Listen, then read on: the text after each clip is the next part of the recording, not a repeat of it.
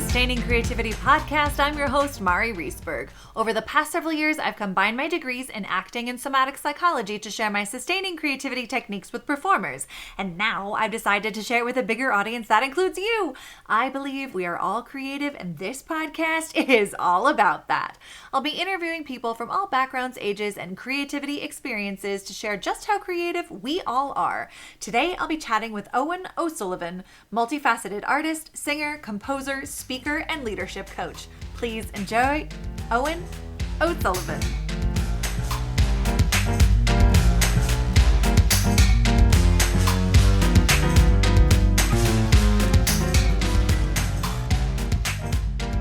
Welcome to the Sustaining Creativity podcast. Today I'm chatting with Owen Ó Súilleabháin, multifaceted artist, singer, composer, speaker, leadership coach.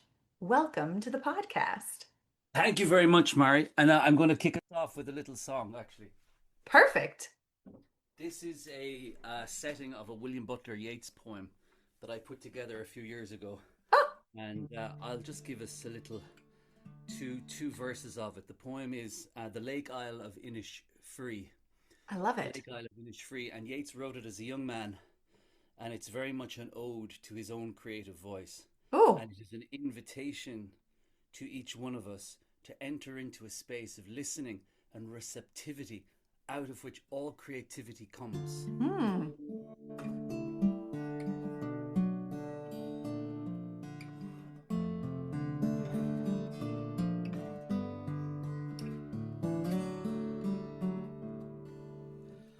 I will arise and go now, and go to Innisfree, and a small cabin built there of clay and wattles made. 9 bean rows will I have there, and a hive for the honey bee, and live alone in the bee loud glade. In the bee loud glade.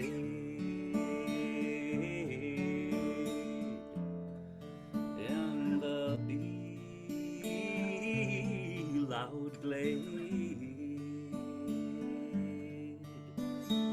I will arise and go now, for always night and day I hear lake water lapping in low sounds by the shores. When I'm on the roadway or on the pavement's grey, I hear it in the deep heart's core. In the deep heart's core. In the deep heart's core. In the deep heart's core.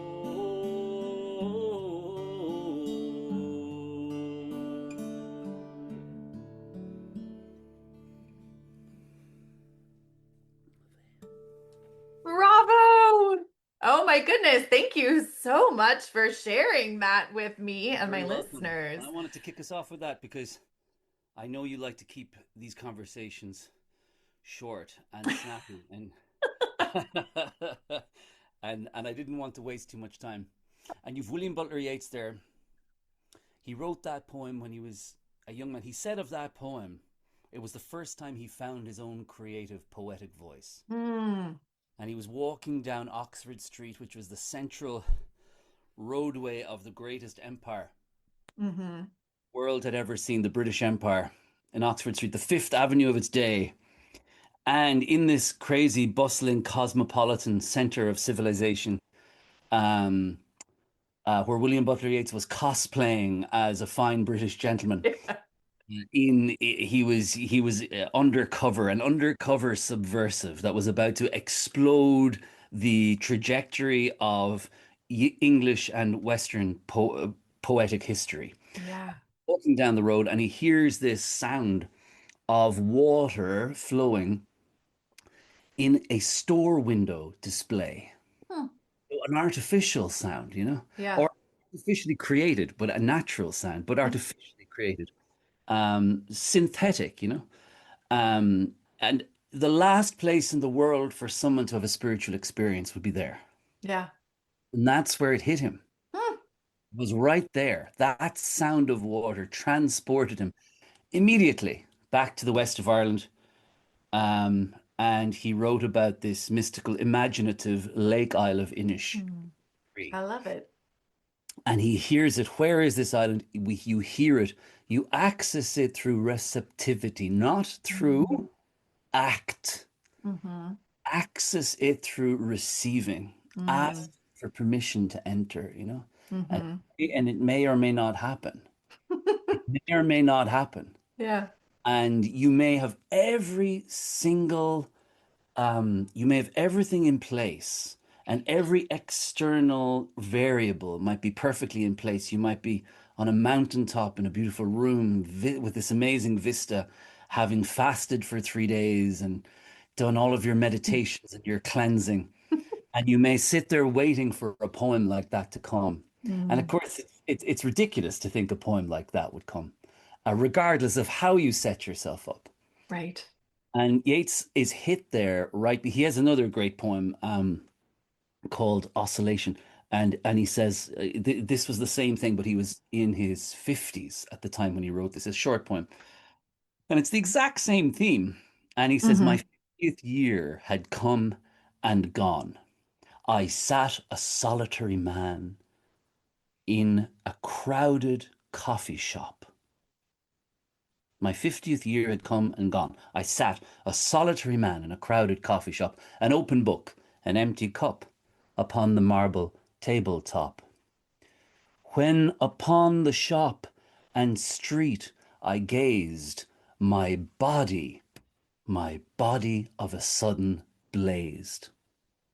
And for 20 minutes, more or less, it felt so great. It felt so great, my blessedness, that I was blessed and could bless. Mm.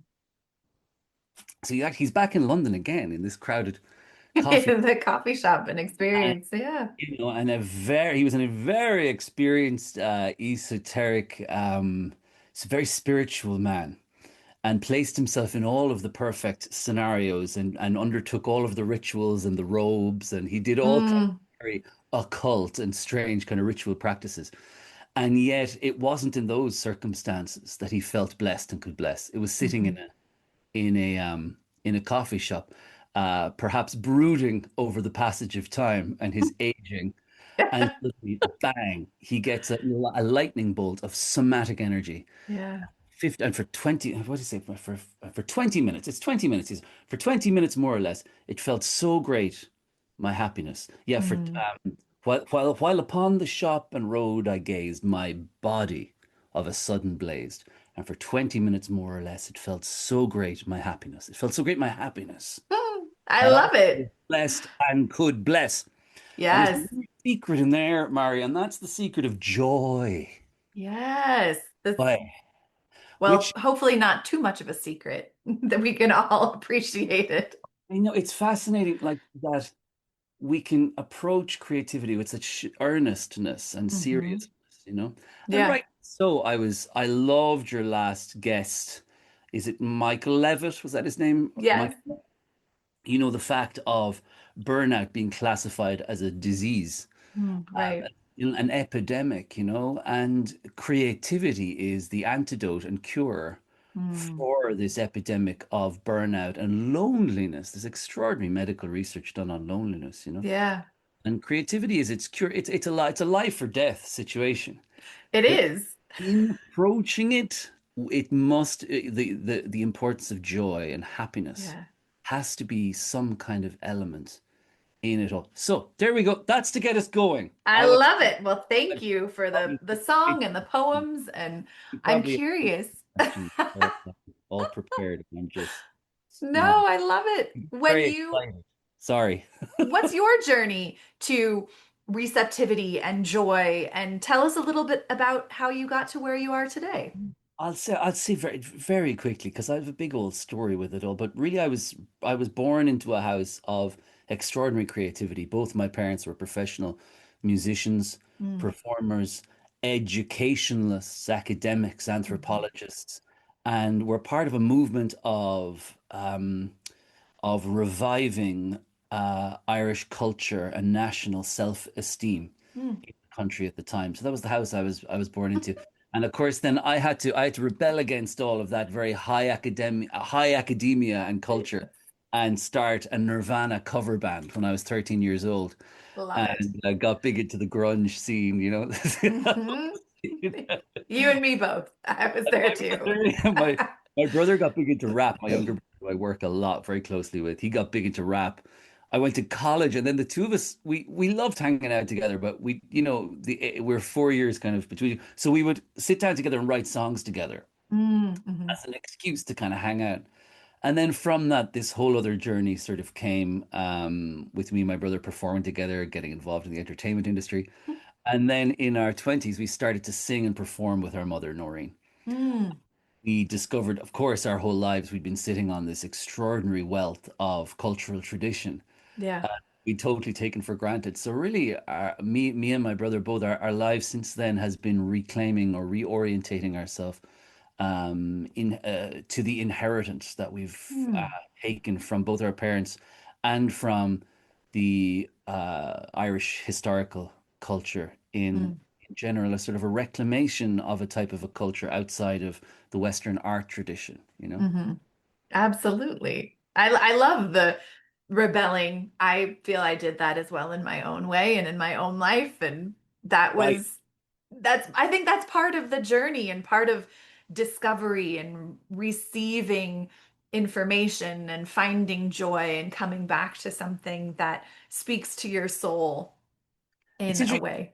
Part of the creative journey is that oscillation, Yes. that redress of things. And I think of myself today, I'm 45 now, and I think, what am I rebelling against in my life today? Yes, That that is inviting a redress. Yeah. So the creative journey and rebellion are very important. they Uh, are. When you think of creativity and being creative, what does it mean to you to be creative? well, it's really that life and death thing. If for some Mm. reason the creative impulse is what brings renewal, Mm. like sleep and dreaming. Mhm. I read this great book on sleep there a few years ago, and it said in the opening pages that um, every single organism sleeps. I'd never really thought of that. Mm. The Mhm. entire biological world is required to sleep.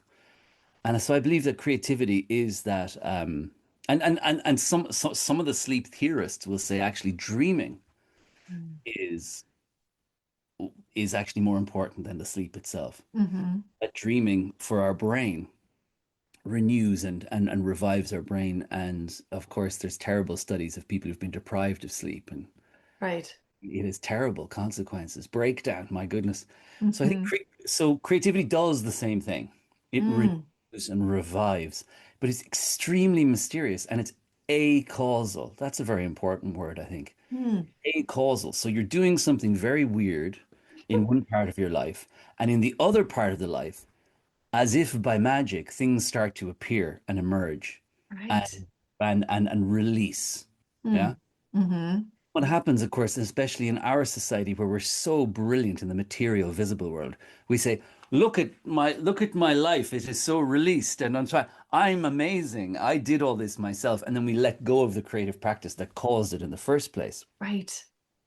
And or else we go to someone, you're a coach of creativity. I'm a leadership coach. I work with creativity as well. And people come, they're on the verge of breakdown. What will I do? And I say, Mm. well, tell me about your creativity in your life.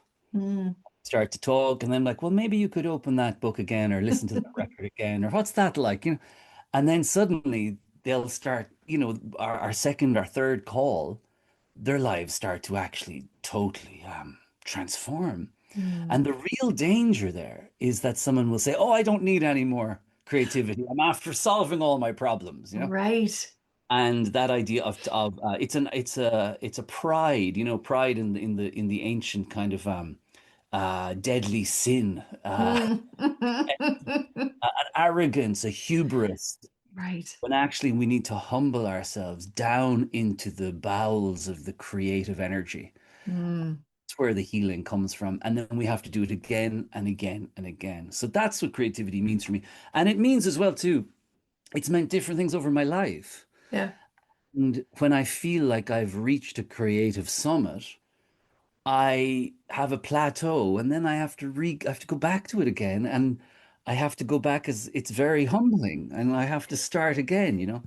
And so it is that very mysterious. It's a mysterious thing, but it's always acausal, mysterious, Mm. and involves great humility, uh, Hmm. but must be done in the sense of, eating or sleeping. It is a Sure. required biological necessity. Yeah, that it sounds like we're over and over again reclaiming our creative voice or creative essence to refuel or replenish or allow ourselves to reconnect to that inner core creative spark. It's very good. There's that my mother and I love, there's a great Aeneas Nin quote, and she says, and then the day comes when the pain of remaining in the bud, or the pain is, the pain of opening the flower is greater than the pain to remain inside the bud. Yes. And there's something around creativity and the release of pain, actually, the release of pain. And we try to hold on to our contemporary realities. Yeah. There's very few people who are just, fire hoses of creativity. There are, and they're geniuses. Hmm. Very often. And I would even say that even the greatest genius of creativity hits a plateau Mm. Hmm. and has to go back on their knees to their Yeah. creative art. I would even wager, I would even gamble money on that. And so we have to, it's like going to the gym or like going out for a walk on a rainy day or something. And you're like, oh, I'm not going to do that. But like, do you ever come back from a walk saying, I wish I never took that walk? That was the biggest waste of my time. You'll never come back. And it's the same with the creative act too. It's like, Mm. it's hard. It's Hmm. hard because it involves some kind of facing of pain of some sort. Mm. It's the transmutation of that pain. That's the benefit.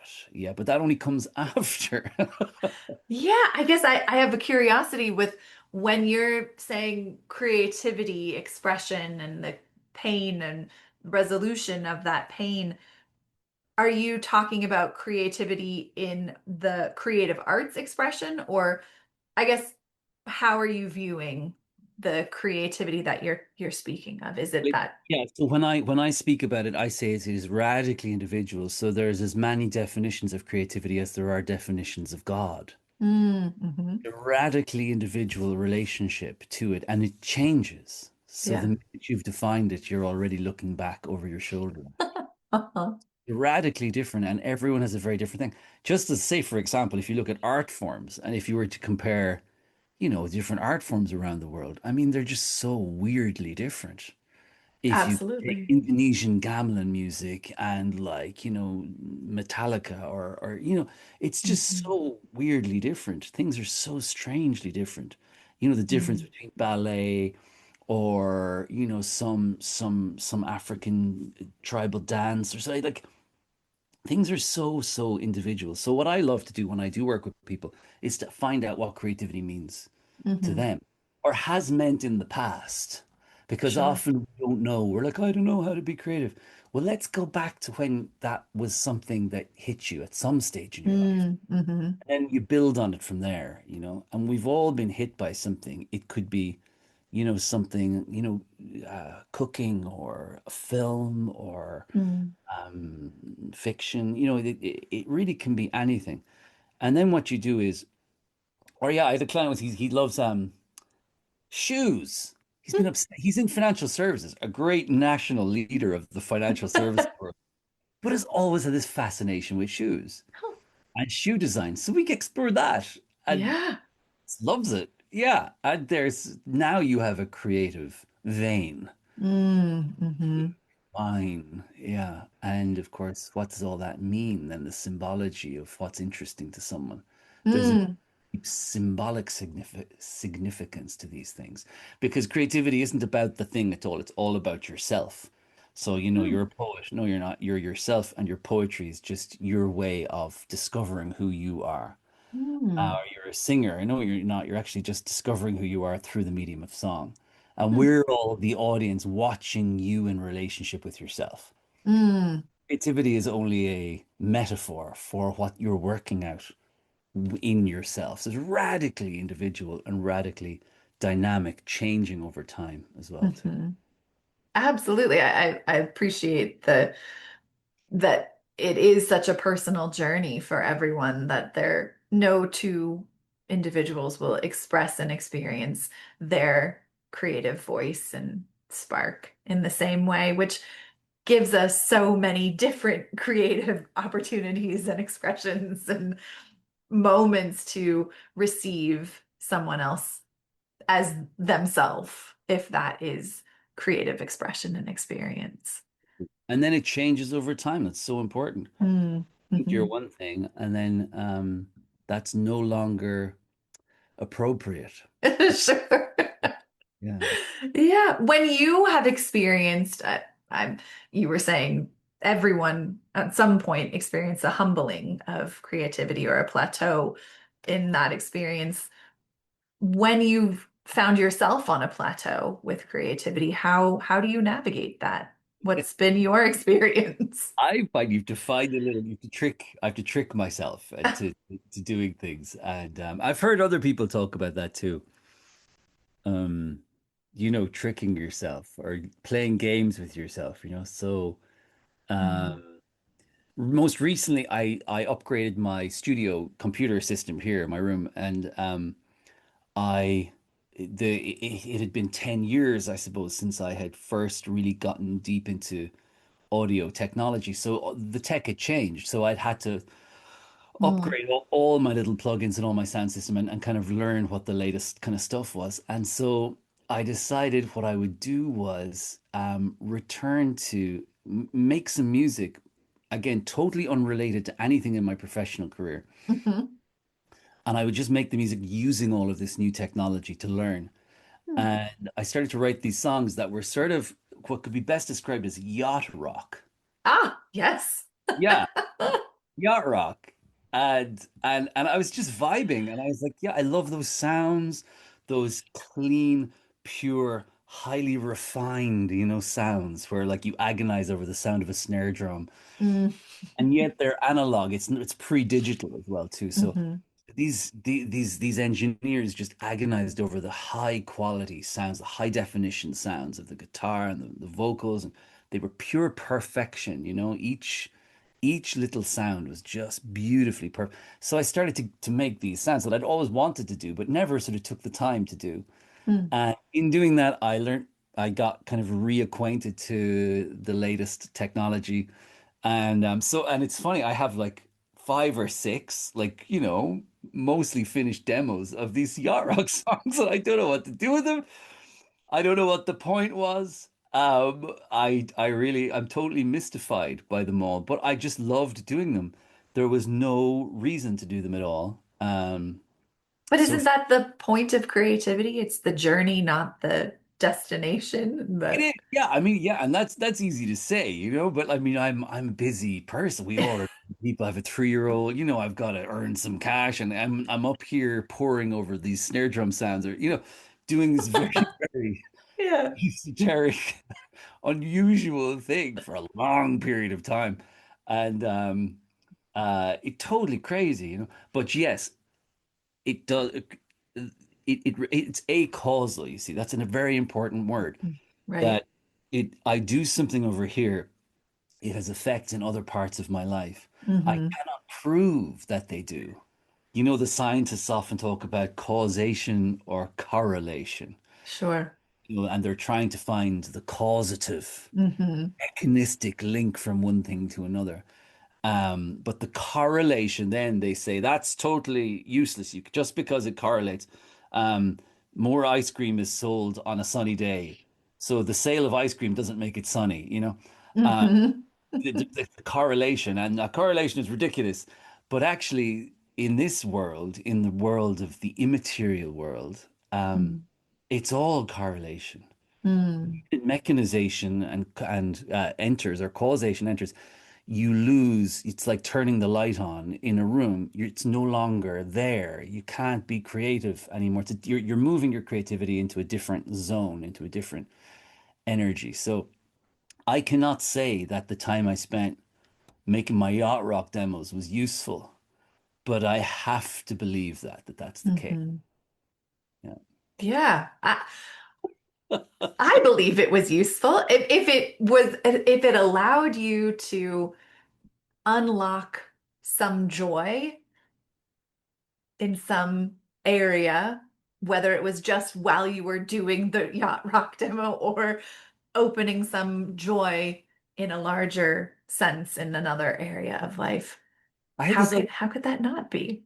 this we're talking about it too. I guess there's also unintended consequences, which are often Sure. the real reason why you're doing something. And I had this lovely thing that happened simultaneously. My stepbrother started college, music school, and Hmm. he's big into music technology, and he just started at the same time. So we were in touch about music tech stuff, and I was sending him these things, and he was responding and sending me stuff. Ah. We really cemented this great kind of back and forth on Hmm. this music. It was really, really lovely. And I was, 45 years old sending this 18-year-old tracks, and he's sending me his stuff because he's very good.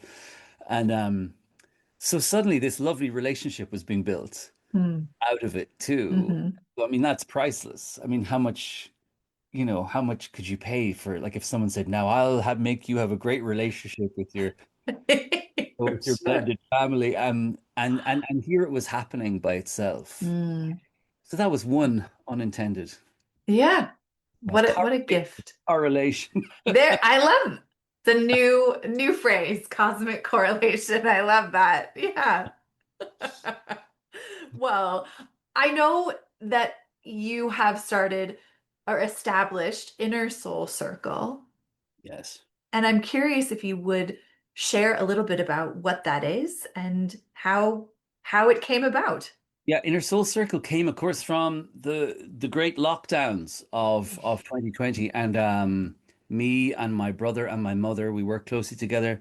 We wanted to keep in touch with our audience. We started to do stuff online, and so it's Mm, the kind of the outcome of all that, which is a great community of people from around the world, mm, came in touch, and this is like a monthly, regular cadence of us coming together and being in community with like-minded souls. So mm, it's a monthly subscription where each Saturday you get a letter from one of us, and the following Saturday an interview or a pre-recorded course, and then the third Saturday we all come together live on a big Zoom meeting.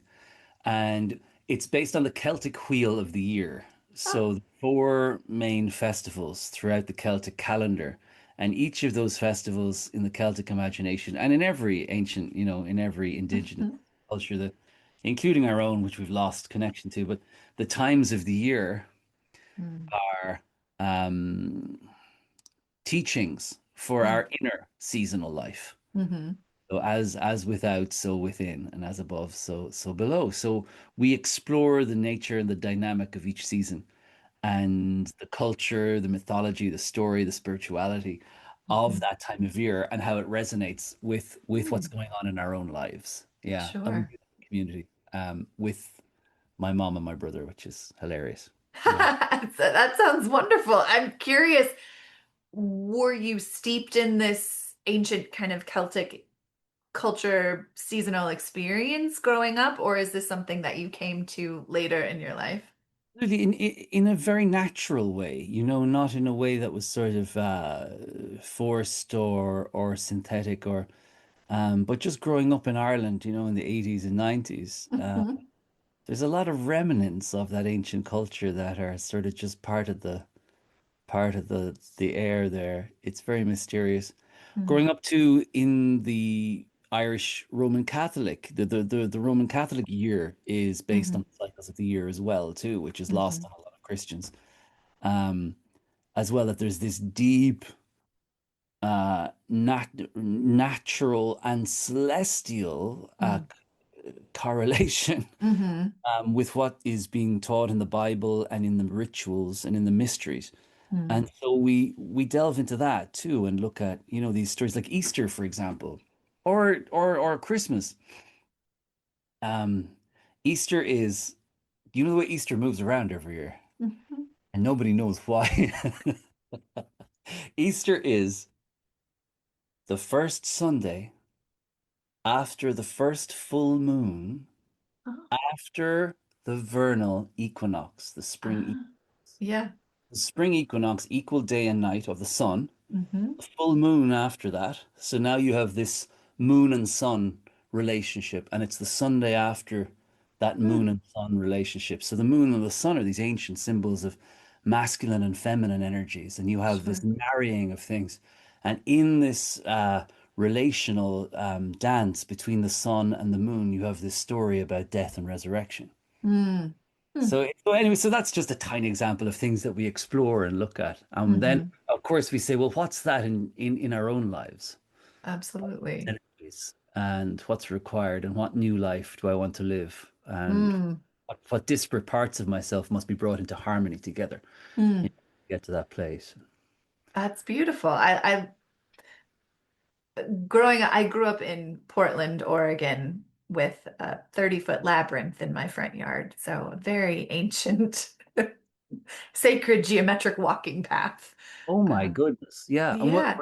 did your parents work in this world? This, Yes. Yes, yes. very much so. And I know for me, at some point, having been steeped in this as a child, I needed to get as far away from it as possible and find my own way back to it. But Wow. it sounds like your journey, it was just such a part of the essence of Ireland that was very different. And so there wasn't, what I'm hearing is there wasn't this, I have to reject it or do something else and find my own way back, or maybe there was. Was in a sense like my parents were both such huge national figures of culture, Mhm. that you sort of throw your hands up at it and go like, I can't, you can't that's it. They've done it all. Like that's the Ah, end. okay. And so I actually never really thought I would get into music at all. Mm, I mhm, loved music, but I thought my creativity was actually around. I loved philosophy, and mm, and I still do. So I thought my path was going to be much more around that. And then at the time, I was totally my mind was totally blown by the sounds coming out of the Pacific Northwest. mhm. Seattle grunge was really just caught my imagination. Yeah. And the album Nevermind came out when I was 12. Mm, mhm. And I started a Nirvana cover band in my I team. love that. I love Yeah, it. I did that. I loved it. Just had so much fun. It was so serious at the time. I mean, it was a real Yeah. life and death thing for me. Hmm. And then, of course, Kurt then died when I was maybe 16. Hmm. And the shock of that, yeah, as well too, was so seminal in my own life story. And Mm. but I was a little, I was 16-year-old living out in the East Limerick, out in the country, in the agricultural community of East Limerick. I was going to this boarding school, this Benedictine boarding school on a castle up on a hill in the East Limerick, and there I was crying about Kurt Cobain's death. Hmm. So, so, Yeah. so it's all very mysterious, as well, to how Mm, culture doesn't know any boundaries and doesn't mm, understand nation states or culture. It blows through the airwaves. mm, The mhm. seeds pollinate wherever the human ear is ready to receive them, I and love that's that. been the history of creativity. And people talk about, essentialism when it comes to culture and creativity, which of Hmm. course is totally absurd. Yeah. I love Sure. the absurd, but uh, but the idea of cultural essentialism, if you consider a 16-year-old listening to Kurt Cobain, and being Mm. totally existentially moved by the death of this person in the Pacific Northwest United States, and that's Yeah. all in the nature of culture. The Mm-hmm. centuries and the millennia, things move and things catch fire and lightning strikes and things Mm-hmm. happen all over the place. I think the importance of understanding that is also a huge part of the lightness of touch when it comes to creativity, the importance of Yeah. understanding that creativity is what you make of it. Absolutely. I love what you were saying about creativity, the pollination of creativity from one part of the world to another, and how it travels, and how it that visual of how it came from the Pacific Northwest to Limerick, Ireland, and that the pollination experience. So I don't know. Thank you for saying it in that way. It resonated with It's me. really strange now, too. This is also really strange. Watch this. Look at this. So my work now has brought me back to the Pacific Northwest. Since I lived in the United States now, here in Western New York, in the Great Lakes region of the country, but my work has brought me as much to the Pacific Northwest as it has back to Ireland since the Mm. time here. And I've worked very closely with a poet up there called David White, who makes his home. He's English poet, an Irish mother, but he makes his home in Whidbey Island up there. So I'm Yes. flying in and out of Seattle all the time and working with him in all kinds of, and his whole kind of community up there in all kinds of interesting ways. Last time I was there, I had to wait a few hours. My brother was delayed. Mm. I was waiting for him to fly in from Ireland and we were going to drive up to Whidbey. And so I had a few hours to spare. And I decided I'd drive south into Tacoma. Hmm. And there was a art gallery there and they were having an exhibit. Oh, Charles Peterson yeah. was the photographer of Sub Pop Records, Hmm. Nirvana's record label, early record label at the time. And so Charles Peterson would be assigned to do photo shoots with Nirvana over the Hmm. years. Yeah. And of course, so when I was 13-year-old in East Limerick in this boarding school, on this windy, rainy hill, I was opening the cassettes and opening the liner, and I was looking at all of Charles Peterson's photographs. Mm. Oh. There I was, 30 years later, walking around this gallery with these huge prints of all of these Nirvana things. So yeah, like so I'm now over there and I'm bringing all of this Irish culture and Mm-hmm. mythology story from all around the world and I'm seeding it up there in the Pacific Northwest now. Oh, I love it. That's amazing. Well, this has been such a beautiful conversation. I'm sure it could last so much longer, but I just have one last question for you. Go for it. Ask What me. does it feel like in your body to be creative? In my body of a sudden blazed. It's a happiness, it's a lighting up, and it is a sense of generosity and outpouring. Mm, I love that. Yeah, wonderful. Well, thank you so much for taking the time to chat with me. If people want to learn more about your work that is out in the world, how could they go about doing that? Check out turrisdonham.com. That's the website that has all of our work in one place. Mhm. Turris, Turas, is a journey. Donham, Danam, is of your soul. This is a Mm, journey of your soul.com. Turrisdonham.com. I think you can just Google Journey of Your Soul and it will come I'll up with pop. Well, I will put a direct link in show notes so people has have very easy access. and anyone listening to this show who's listened this long as well too, I would love to hear from you. And so feel free to reach out and ask any questions as well too. And yourself, Mari, I love the work you're doing in the world. Thank Love you. to get up to where you are in Colorado as well. We've great friends in Boulder, Yes. with the Sounds True community. Wonderful. Thank you So so much. thank you. And yes, this has been such a wonderful conversation. I am very appreciative of you taking the time to chat with me. You getting started. I know. Exactly.